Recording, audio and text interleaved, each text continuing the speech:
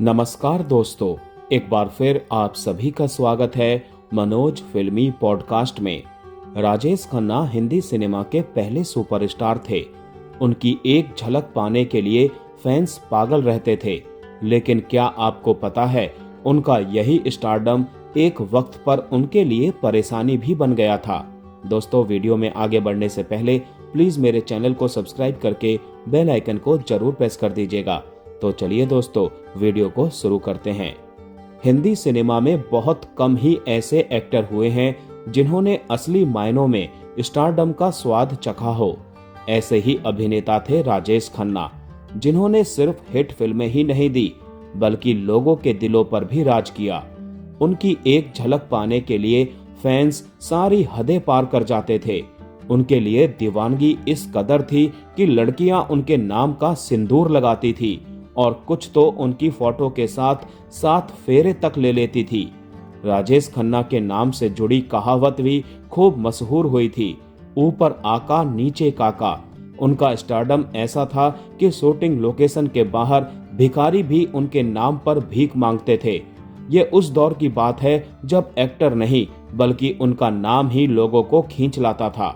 पंजाब के अमृतसर में जन्मे राजेश खन्ना का स्टारडम किसी से छिपा नहीं था। उन्होंने सिर्फ 3 साल में 17 हिट फिल्में दी थी। डायरेक्टर और प्रोड्यूसर अपनी स्क्रिप्ट लेकर उनके घर के नीचे लाइन लगाकर खड़े रहते थे। हालांकि हर किसी की किस्मत नहीं खुलती थी, क्योंकि काका बहुत कम स्क्रिप्ट्स पर ही हामी भरते थे।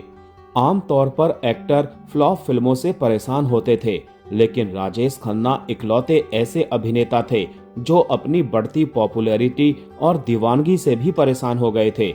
एक वक्त ऐसा भी आया जब वो खुद चाहते थे कि उनकी कुछ फिल्में फ्लॉप हो जाएं, ताकि ये दीवानगी थोड़ी कम हो सके। कहते हैं ना, वक्त कभी एक सा नहीं रहता।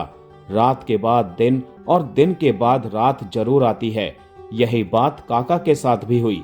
साल 1976-77 में उनकी फिल्में लगातार फ्लॉप होने लगी। सिनेमा घर खाली रहने लगे और फिल्में अपनी लागत तक नहीं निकाल पा रही थी। यासिर उस्मान की किताब the untold story of India's first superstar में बताया गया है कि लगातार फ्लॉप फिल्मों की वजह से राजेश खन्ना डिप्रेशन में चले गए थे। अपने दुख को भूलने के लिए वो ड्रिंक करने लगे थे। हालात इतने बिगड़ गए थे कि राजेश खन्ना रात में अचानक चीखने लगते थे। उनके मन में आत्महत्या के ख्याल आने लगे थे। किताब के मुताबिक वो समंदर में डूबकर अपनी जान तक देने के बारे में सोचने लगे थे। 1976 और 1977 का दौर उनके जीवन का सबसे मुश्किल समय माना जाता है। साल 1976 में हेमा मालिनी के साथ आई फिल्म महबूबा सुपर फ्लॉप साबित हुई। इस फिल्म को उनके कैरियर की बड़ी आपदा कहा गया। उसी समय अमिताभ बच्चन का एंग्री यंग मैन वाला दौर शुरू हो चुका था और वो लोगों की पसंद बन गए थे। यहाँ तक कि लोगों की पसंद बदलने भी लगी थी। 1971 की फिल्म आनंद में राजेश खन्ना और अमिताभ बच्चन दोनों साथ नजर आए थे, लेकिन सारी पॉपुलैरिटी अमिताभ बच्चन को मिल गई। इसके बाद 1976 में बंडलबाज और 1977 में अनुरोध, त्याग, कर्म, छैला बाबू और चलता पुर्जा जैसी फिल्में रिलीज हुईं। राजेश खन्ना की लगातार 5 फिल्में फ्लॉप हो गई थी। धीरे धीरे उन्हें फिल्में मिलना कम होने लगा, क्योंकि तब तक अमिताभ बच्चन और धर्मेंद्र युवाओं की नई पसंद बन चुके थे। काका का चमकता सितारा अब धीरे धीरे फीका पड़ने लगा था।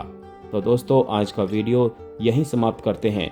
मिलते हैं नेक्स्ट वीडियो में। तब तक के लिए आप सभी को tata bye bye, take care.